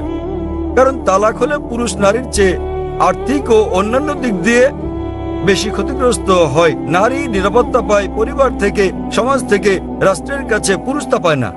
তাই এইসব কারণে আল্লাহ সর্বশক্তিমান ঈশ্বর পুরুষকে নিরাপত্তা দিয়েছেন। তথাপিও নারী চাইলে বৈবাহিক চুক্তিতে উল্লেখ করলে সে নিজেও তালাক দিতে পারবে, অথবা সে তালাক দেওয়ার জন্য স্বামীকে অনুরোধ করতে পারে, যাকে বলে খুলা। অথবা স্বামী খারাপ ব্যবহার করলে বিচারকের কাছে যেতে পারে এবং বিবাহ বাতিল করে দিতে পারে, যাকে বলে নিকাহে ফাস্ক। আশা করি উত্তরটা পেয়েছি। জি, আপনাকে ধন্যবাদ। হ্যাঁ, পিছনের দিকের বাইক থেকে আপনি বলুন। আমি মিসেস পল। আমি হাইকোর্টের একজন উকিল। আমি হিন্দু, বিয়ে হয়েছে খ্রিস্টানের সঙ্গে। আমার মনে এই প্রশ্নটি এসেছে মানুষ হত্যার ব্যাপারে ডাক্তার সাহেবের চিন্তা ভাবনা এবং ইসলামের শিক্ষার কথা শোনার পর। যদি হত্যা করা ইসলামে কঠোরভাবে নিষিদ্ধ হয়, তাহলে কেন মুসলমানদের আধ্যাত্মিক নেতারা জিহাদের নামে যে হত্যাকাণ্ড চলছে তার প্রকাশ্য সমালোচনা ও বিরোধিতা করছেন না? মুসলমানরা কিভাবে কতিপয় মুসলমানের ইসলামের অপব্যবহার ও অপব্যাখ্যা মেনে নিচ্ছেন, যারা সারা বিশ্বে মুসলমানদের নামে কলঙ্ক লেপন করছেন? বোন সুন্দর একটা প্রশ্ন করলেন। বললেন যে তিনি ইসলামের শিক্ষা থেকে অনুপ্রাণিত হয়েছেন, ইসলাম নিরপরাধ মানুষ হত্যার বিপক্ষে। কিন্তু তবুও কেন সব মুসলিম নেতারা একত্রিত হয়ে এর নিন্দা করে না যেসব হত্যাকাণ্ড চলছে জিহাদের নামে, এবং এ ধরনের কিছু কুলাঙ্গারের কারণে ইসলাম কলুষিত হচ্ছে? বোন, বিস্তারিত জবাবের জন্য আপনাকে 1 বছর আগে 2008 সালের নভেম্বরে বিগত শান্তি সম্মেলনে আমার আলোচনার শেষ দিকের কথাগুলো শুনতে হবে। দ্বিতীয় আন্তর্জাতিক শান্তি সম্মেলনে আমার শেষ বক্তব্যটার বিষয় ছিল মিডিয়া এবং ইসলাম, যুদ্ধ না শান্তি। প্রধানত যারা দোষী তারা হচ্ছে মিডিয়া। মিডিয়ায় কোন সম্প্রদায়ের কুলাঙ্গারদের খুঁজে বের করে এবং তাদেরকে এমন ভাবে তুলে ধরে যেন তারাই হচ্ছে অনুসরণীয় মুসলিম। এটাই হচ্ছে মিডিয়া। তাই মিডিয়ায় যে আপনারা দেখছেন সেগুলো ঘটনার বাস্তব চিত্র নয়। কোরআনে পরিষ্কারভাবে বলা হয়েছে সূরা মাইদা অধ্যায় 5 আয়াত 32 যে যদি কেউ কোনো মানুষকে হত্যা করে, হোক মুসলিম বা অমুসলিম, সেটা যদি হত্যার অপরাধ বা দেশে বিশৃঙ্খলা সৃষ্টির অপরাধে না হয়, তাহলে সে যেন সমগ্র মানবজাতিকে হত্যা করলো। এবং যদি কেউ কোনো মানুষের জীবন রক্ষা করে, তাহলে সে যেন পুরো মানবজাতিকে রক্ষা করলো। সুতরাং কোনো নিরপরাধ মানুষকে হত্যা করা হচ্ছে পাপ ইসলামে। এটা কেবল পাপই না, এটা সমগ্র মানবজাতিকে হত্যা করার মতো পাপ। তাই যারা হত্যাকাণ্ড ঘটায়, বিভিন্ন ঘটনা ঘটে, রাস্তা দিয়ে চলার সময় বোমা বিস্ফোরণ ঘটে ইত্যাদি, নিরপরাধ মানুষকে হত্যা করা সম্পূর্ণ নিষিদ্ধ। এটা অত্যন্ত পরিষ্কার। এবং যখন আমি গিয়েছিলাম ইউএসএ, যখন গিয়েছিলাম ইউকে, যে মুসলিম সংগঠনগুলো রয়েছে তারা নিন্দা জানিয়েছে। আপনারা জানেন লন্ডনে পাতাল রেল স্টেশনে বোমা বিস্ফোরণ ঘটেছিল, আমরা তার নিন্দা জানিয়েছি। আমি ইউএসএ গিয়েছি, দেখেছি যে মুসলিম সংগঠন 9/11 ঘটনা নিন্দা জানিয়েছে। আমি তাদের সঙ্গে একমত। তাদের সঙ্গে আমি একমত। 9/11 যে ঘটেছিল, কয়েক হাজার মানুষ নিহত হয়েছিল, এটা নিন্দনীয় কাজ। কে এটা করেছে আমি জানি না, আমি বলছি না যে মুসলিমরা করেছে, এটা হচ্ছে মিডিয়া, তারা বলছে কোনো প্রমাণ নেই, কোনো প্রমাণ নেই। কিন্তু যে করুক না কেন, ইন্টারনেটে ঢুকলে আপনি দেখবেন অনেক প্রামাণ্য চিত্র আছে যাতে দেখানো হয়েছে যে এটা সরকারের কাজ, অভ্যন্তরীণ ষড়যন্ত্র। জর্জ বুশ করেছে, এটা আমি জানি না কে করেছে। তবে যেই করুক, 9/11 টুইন টাওয়ারে বোমা হামলার ঘটনায় হাজার হাজার নিরপরাধ মানুষ হত্যা করা, এটা নিন্দনীয়। 50 জনের বেশি মানুষ মারা গেছে লন্ডনের পাতালের বোমা হামলার ঘটনায়, সেটাও নিন্দনীয়। 2 বছর আগে জুলাই মাসে বোম্বেতে ট্রেনে যে বোমা হামলার ঘটনা ঘটে, সেখানে 100-রও বেশি মানুষ নিহত হয়, এটাও নিন্দনীয়। কিন্তু এখানেই থামলে চলবে না। একইভাবে আমি আফগানিস্তানে হাজার হাজার মানুষ হত্যারও নিন্দা জানাই, নিন্দা করি। ইরাকে হাজার হাজার মানুষ হত্যার, ফিলিস্তিনে হাজার হাজার মানুষ হত্যার নিন্দা করি। আমি একে শ্বেত সন্ত্রাসবাদ বলি। আপনারা জানেন তারা কি করছে? তারা ক্ষেপণাস্ত্র পাঠাচ্ছে, তারা পাঠাচ্ছে বোমা। আপনারা জানেন ফিলিস্তিনিরা তারা লড়াই করছে ইটপাটকেল দিয়ে, আর তাদেরকে বলা হচ্ছে সন্ত্রাসী। আপনারা জানেন আমেরিকা বোমা পাঠাচ্ছে, প্যাট্রিয়ট ক্ষেপণাস্ত্র, গুচ্ছ বোমা পাঠাচ্ছে। এই গুচ্ছ বোমা যখন কোথাও পড়ে, তখন এটা অনেকগুলো বোমায় বিভক্ত হয়। এভাবে হাজার হাজার আফগানকে হত্যা করা হচ্ছে। কিন্তু কেন? এটা কাপুরুষোচিত কাজ। সেজন্য সমাপনী বক্তৃতায় আমি বলেছিলাম গত কয়েক শতাব্দীর সবচেয়ে বড় সন্ত্রাসী জর্জ বুশ। 1 নাম্বার। জর্জ বুশের মতো এত মানুষ আর কেউ হত্যা করেনি। এখন তিনি আর ক্ষমতায় নেই। ইরাকে তিনি ওষুধের ওপর নিষেধাজ্ঞা আরোপ করেন এবং জর্জ বুশের কারণে ইরাকের 5 লাখ শিশু নিহত হয়। আমরা ভালো করে জানি। এমনকি যদি একমত হয়ে যায় সেখানে একজন লোক লুকিয়ে আছে, এই লোকটি যে বিন লাদেন, তার তো কোনো প্রমাণ নেই। যদি তিনি লুকিয়েও থাকেন, ভাবুন সেক্ষেত্রে আপনি একজন মানুষের জন্য হাজার হাজার মানুষকে হত্যা করছেন। এটা দুঃখজনক। আমরা দেখতে পাচ্ছি যে এটা মিডিয়া তুলে ধরছে। মিডিয়া যা তুলে ধরছে তা হচ্ছে মুসলিমরা এই কাজ করেছে। আমি জানি বোন, কুলাঙ্গার আছে, আমাদের সম্প্রদায়ে কুলাঙ্গার আছে, সব সম্প্রদায়ে তো কুলাঙ্গার রয়েছে। ভারতীয় মিডিয়া কাশ্মীর নিয়ে কথা বলে, কতবার বলেছে আসাম নিয়ে, নকশাল মাওবাদীদের নিয়ে। আপনি জানেন ভারতের জন্য সবচেয়ে বড় হুমকি হচ্ছে মাওবাদীরা। তারা কি করছে? তারা থানায় বোম মারছে, তারা পুলিশ হত্যা করছে। ভারতের বেশিরভাগ হত্যাকাণ্ডই ঘটায় মাওবাদীরা, কমিউনিস্টরা, এলটিটি, হিন্দুরা। কিন্তু কে তাদেরকে বলছে হিন্দু সন্ত্রাসী? আপনি আসামে গেলে দেখবেন খ্রিস্টান সন্ত্রাসী। হিন্দুরা যখন সন্ত্রাস করে তখন আপনারা বলেন এলটিটিই, লিবারেশন তামিল টাইগার্স ইলম। আপনি যুক্তরাজ্যে গেলে দেখবেন আইআরএ, আইরিশ রিপাবলিকান আর্মি, তারা ক্যাথলিক। প্রোটেস্ট্যান্ট আর ক্যাথলিকদের মধ্যে বিস্তর তফাৎ রয়েছে। কেউ তাদেরকে ক্যাথলিক সন্ত্রাসী বলছে না কেন? তাহলে আমরা কি দেখছি? কোন ধর্ম নিরপরাধ মানুষকে হত্যা করতে শেখায় না, কিন্তু মুসলিমদের চেয়ে অমুসলিমরাই বেশি নিরপরাধ মানুষকে হত্যা করছে। তথাকথিত মুসলমান যারা নিরপরাধ মানুষকে হত্যা করে, তারা আসলে মুসলিম নয়। তারা কোরআন এবং নবীর শিক্ষা অনুসরণ করে না। কিন্তু মিডিয়া কি করছে? তারা এইসব কুলাঙ্গারদের খুঁজে বের করে তাদেরকে অনুসরণীয় মুসলিম হিসেবে তুলে ধরছে। তাই প্রথমে দোষ দিতে হবে মিডিয়াকে। মিডিয়া বানাতে পারে কালোকে সাদা, দিনকে রাত, হিরোকে ভিলেন, ভিলেনকে হিরো। আপনি আমার লেকচার শুনতে পারেন সন্ত্রাস কি মুসলিমদের একচেটিয়া, তাহলে বিস্তারিত জানতে পারবেন ইনশাআল্লাহ। ধন্যবাদ। শুভ সন্ধ্যা স্যার। Good evening. আমার নাম রাহুল গাওকার এবং আমি একজন ছাত্র। আমি ইসলাম ধর্ম সম্পর্কে আপনার কাছে জানতে চাই, অন্যান্য মুসলমানদের তুলনায় কেন শিয়া মুসলমানদের কম গুরুত্ব দেয়া হয়। আমি আমার এক মুসলমান বন্ধুর কাছে শুনেছি তাদেরকে শিয়া পরিবারের পানীয় পান করার অনুমতি দেয়া হয় না। পানীয় না, ঠিক আছে। আমি আসলে জানতে চাই, এও বলা হয়ে থাকে যে ইরাকে সাদ্দাম হোসেন যা করেছেন, তিনি রাসায়নিক গ্যাস প্রয়োগ করেছেন, তিনি শিয়াদের উপর নৃশংসতা চালিয়েছেন, যা দ্বিতীয় বিশ্বযুদ্ধের সময় ইহুদিদের উপর হিটলারের নির্যাতনের সঙ্গে তুলনীয়। তাহলে এটিকে কি আপনি অবিচার মনে করেন না? আমি আরো জানতে চাই, প্রকৃতপক্ষে পূর্বে শিয়ারা ইসলাম ধর্মে যে ভুল করেছে, তারা আজও তার প্রায়শ্চিত্ত করে যাচ্ছে কিনা। ভাই প্রশ্ন করলেন যে শিয়াদের কেন নিচ বললে গণ্য করা হয়, তারা কি অপরাধ করেছে, সাদ্দাম হোসেন কেন তাদেরকে হত্যা করেছে, যেমন জার্মানিতে হিটলার রাসায়নিক অস্ত্র দিয়ে ইহুদিদের হত্যা করেছে ইত্যাদি। ভাই ইসলামে কোনো শিয়া সুন্নি নেই, কোনো শিয়া সুন্নি নেই ইসলামে। অনেক লোক আছে। আমি উত্তরটা দেই, আমি উত্তর দেব।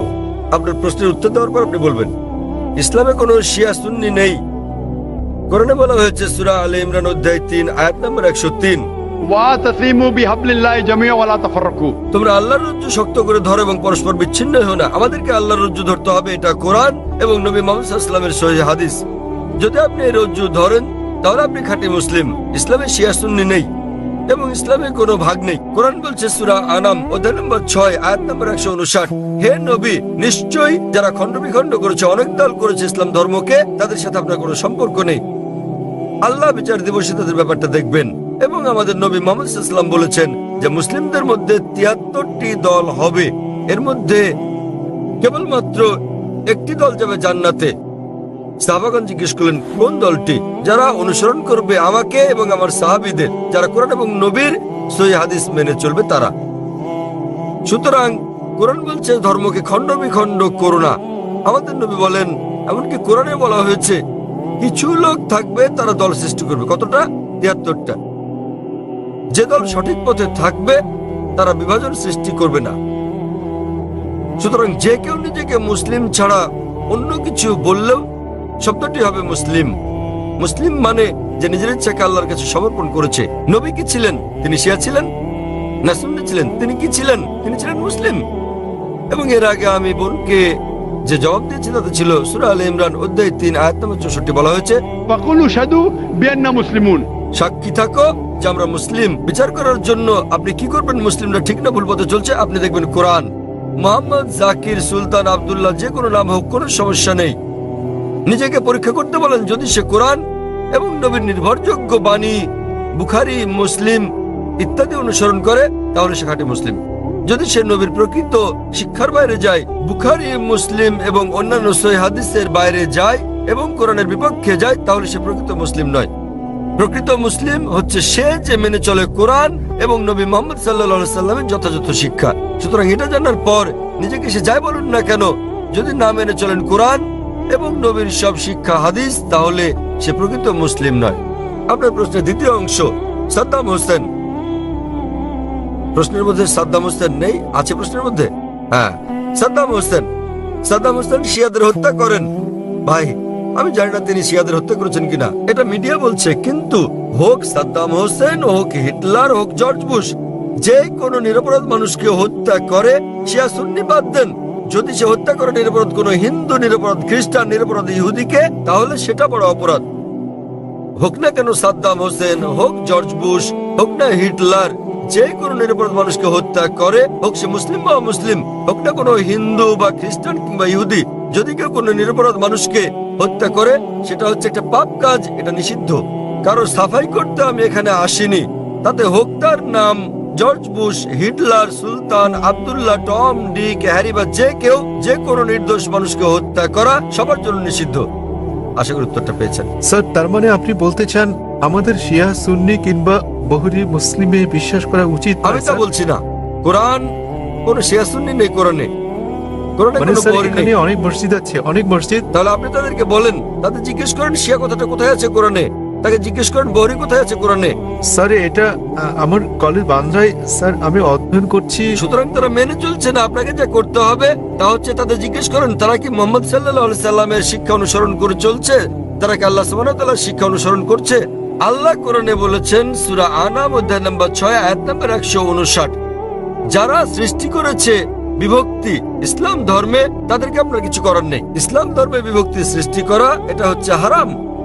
তো ভালো মুসলমান হতে হলে আপনাকে আল্লাহর রজ্জু শক্ত করে ধরতে হবে, এটা বলা আছে কোরআনে। সুতরাং কাউকে আব্দুল্লাহ, সুলতান এরকম নামে ডাকলেই সে জান্নাতে যেতে পারবে না, বরং সেজন্য স্রষ্টা সর্বশক্তিমান আল্লাহর নির্দেশ পালন এবং নবী মুহাম্মদ সাল্লাল্লাহু আলাইহি সাল্লামের শিক্ষা অনুসরণ করতে হবে। ভাই, আপনাকে একটা প্রশ্ন করি, একটা প্রশ্ন। আপনি শিয়া সুন্নি নিয়ে খুবই উদ্বিগ্ন, জানতে চাচ্ছি সেটা কেন? স্যার, অনেক কিছু আমার বন্ধুরা। না না, আপনি কি ইসলাম কবুল করতে চান? তারপরে কোন দলে যাবেন ভাবছেন? স্যার, মানে আমি আমি জিজ্ঞেস করছি, জি আপনি কি ইসলাম কবুল করতে চান আর ভাবছেন শিয়া না সুন্নিতে যোগ দেবেন? তাই স্যার, না না, আমি ইসলাম কবুল করতে চাচ্ছেন না। স্যার, এখানে অনেক ধর্ম আছে, ইসলাম ধর্মের অনেক ভাগ আছে। কোনো বিভক্তি নেই ইসলামে। ইসলামে কেবল একটি শব্দ আছে মুসলিম। আপনাকে যে যাই বলুক, হ্যাঁ, হ্যাঁ। আপনাকে তারা বলেনি যে কোরআন বলেছে। আমি আপনাকে রেফারেন্স দিচ্ছি। লোকটি আমাকে বলেছে তিনি সুন্নি, তিনি আমাকে বলেন তাকে সুন্নি হতে দিন, শিয়া হতে দিন, বহরি হতে দিন, যে কোনোটা। তাকে বলেন কোরআন বলছে বিভক্তি সৃষ্টি করো না। অধ্যায় নম্বর 6 লিখে রাখুন আপনি। এর অর্থ অধ্যায় নম্বর 6। স্যার এর অর্থ এগুলো সব হতাশাজনক। তিনি কোরআন মেনে চলছেন না। কোরআন বলছে সূরা আনাম অধ্যায় 6 আয়াত নম্বর 159, আপনি নোট করে রাখুন যে ডক্টর জাকির নায়েক বলেছেন সূরা আনাম অধ্যায় 6 আয়াত 159 আছে বিভক্তি সৃষ্টি করো না তোমরা। আপনাকে যা করতে হবে নিজেকে ঈশ্বরের কাছে সমর্পণ করতে হবে আপনার। এখন আমি জানতে চাই আপনি কি নিজেকে ঈশ্বরের কাছে সমর্পণ করতে চান ভাই? হ্যাঁ, নিজেকে ঈশ্বরের কাছে সমর্পণ করতে চান আপনি? স্যার আমি ইসলামকে শ্রদ্ধা করি, আমি না, না, ইসলামে ঠিক বিশ্বাস আছে। করি। আপনি ইসলামকে শ্রদ্ধা করেন, আপনি কি এক ঈশ্বরে বিশ্বাস করেন? হ্যাঁ এক ঈশ্বরে বিশ্বাস করেন আপনি? জি স্যার, আমি ঈশ্বরে বিশ্বাস করি। মূর্তি পূজা করা ঠিক নয়? হ্যাঁ হ্যাঁ, আপনি কি বিশ্বাস করেন ঈশ্বরের কোনো প্রতিমা নেই? ঈশ্বরের কোনো প্রতিমা নেই। আপনি কি তা বিশ্বাস করেন? আমি জানি না স্যার। আপনি কি প্রতিমা পূজায় বিশ্বাসী?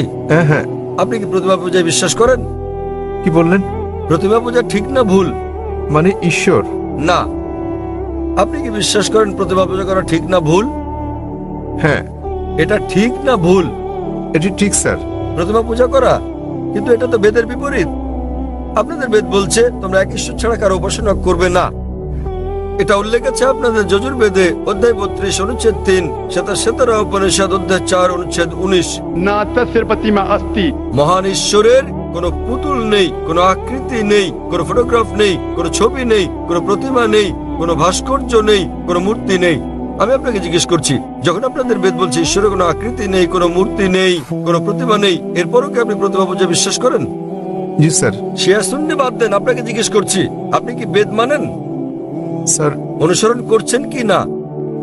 ধর্ম মানেন কি না? স্যার, কারণ আমি এই ধর্মের স্যার। ঠিক, তাই আমি বলছি যে এটা আমার ভুল নয় স্যার, আমি এই এই ধর্মের মধ্যে ধর্মের জন্ম মধ্যে নিয়েছি বড় স্যার। হলেও আমি জিজ্ঞেস করছি যে অধ্যয়ন করা আপনার কর্তব্য কিনা। সে কারণে আপনার বেদ- আমি এই বিষয়টি অনুসন্ধান তাই আমি করছি। আপনাকে বলছি ভাই, আপনাদের ধর্মগ্রন্থ বেদে আছে যজুর্বেদ অধ্যায় 32 অনুচ্ছেদ 3, শ্বেতার উপনিষদ অধ্যায় 4 অনুচ্ছেদ 19। এটা বলছে, न तस्य प्रतिमा अस्ति। এটা একটা সংস্কৃত উদ্ধৃতি। এর মানে সর্বশক্তিমান ঈশ্বরের কোনো প্রতিমা নেই, কোনো আকৃতি নেই, কোনো আলোকচিত্র নেই, কোনো ছবি নেই, কোনো ভাস্কর্য নেই, কোনো প্রতিমূর্তি নেই, কোনো পুতুল নেই। যদি আপনার ধর্মগ্রন্থ বলে সর্বশক্তিমান ঈশ্বরের প্রতিমা নেই, তাহলে কি প্রতিমা পূজা করা ঠিক না ভুল? ঠিক না ভুল? ঠিক বেঠিক ঠিক করার মতো এত বড় ব্যক্তি আমি নই স্যার। না না, আপনার ধর্মগ্রন্থ বলছে ঈশ্বরের কোনো আকৃতি নেই, কোনো প্রতিমা নেই, কোনো মূর্তি নেই, কোনো ছবি নেই, তথাপি ঈশ্বরের মূর্তি করা ঠিক না ভুল? কেন আমার পূর্ববর্তী ব্যক্তিগণ মানে আমার পূর্বসূরীরা কেন এই কাজ করেছে স্যার? স্যার আমি তাদের দোষ দিতে জি। পারি না। আমার পূর্বসূরীরা, আমার পূর্বে হিন্দু ধর্মের লোকের এটা করেছে স্যার। স্যার আমি তাদের দোষ দিতে আমি পারি না। হিন্দুদের প্রশ্ন করছি না, আমি আপনাকে জিজ্ঞেস করছি আপনার ধর্মগ্রন্থ, আপনার ধর্মের সবচেয়ে গ্রহণযোগ্য গ্রন্থ কোনটি? আপনি জানেন না? কি আপনি স্যার? কি জানেন আপনার ধর্মের সর্বশ্রেষ্ঠ গ্রন্থ কোনটি? স্যার এটা মানে হচ্ছে বেদ। হ্যাঁ তাহলে আপনি দেখেন আমার ভিডিও ক্যাসেট ইসলাম ও হিন্দু ধর্মের সাদৃশ্য সমূহ। আমি অনুরোধ করছি ভলান্টিয়ারদের তাকে একটা ইসলাম ও হিন্দু ধর্মের সাদৃশ্য নামে ডিভিডি দেওয়ার জন্য। আপনার কোনো প্রশ্ন থাকলে আমার সঙ্গে সাক্ষাৎ করতে পারেন, ইনশাল্লাহ আপনার সন্দেহ দূর হবে। আর আমি আপনাকে অনুরোধ করব এটা পড়ুন, বুঝুন এবং সঠিক শান্তি খুঁজে নিন। স্যার শেষ কথা আমি আপনাকে জিজ্ঞেস করতে চাই স্যার, মানে আমাদেরকে এসব বিশ্বাস করলে হবে না যে ইসলামে অনেক বিভক্তি আছে যেমন শিয়া সুন্নি, এগুলো আমাদের বিশ্বাস করা উচিত নয়, আমাদের কেবল কোরআনে বিশ্বাস করা উচিত। কোরআন এবং নবীর সহিহ হাদিস ব্যাস। যে কোনো আলেম যায় বলুন, কোরআন বলছে সূরা নিসা অধ্যায় 4 আয়াত নম্বর 59, अतिउल्लाह अतिउर रसूल। আল্লাহ ও তার রাসূলকে মানো এবং অতঃপর তোমাদের মধ্যে যারা আদেশ দানের কর্তৃত্ব প্রাপ্ত, যাদেরকে এই কাজের দায়িত্ব দেওয়া হয়েছে তাদের, অর্থাৎ আপনাকে আল্লাহ এবং সর্বশক্তিমান ঈশ্বর, তার রাসূল এবং জ্ঞানী ব্যক্তিদের মান্য করতে হবে। কিন্তু আয়াতটা এখানেই শেষ হয়নি। আরো বলা হয়েছে যদি তারা কোনো বিষয়ে একমত হতে না পারে তো আল্লাহ তার রাসূলের উপর ছেড়ে দাও। যদি কেউ আপনাকে কিছু বলে আপনি তা কোরআন এবং সহিহ হাদিস দিয়ে যাচাই করুন সেটা ঠিক না ভুল। এ কারণে যে কোনো আলেম যাই বলুক না কেন তার কোনো মূল্য নেই ইসলামে। স্যার সেখানে আমাদের বিষয় হচ্ছে আল্লাহ সর্বশক্তিমান ঈশ্বরেও তার বার্তাবাহক। কোন আলেম কিছু বললে তা যদি কোরআন এবং সহিহ হাদিসের সঙ্গে মিলে তো আমরা গ্রহণ করি, আর যদি কোরআন হাদিসের বিপরীতে হয় তা প্রত্যাখ্যান করি।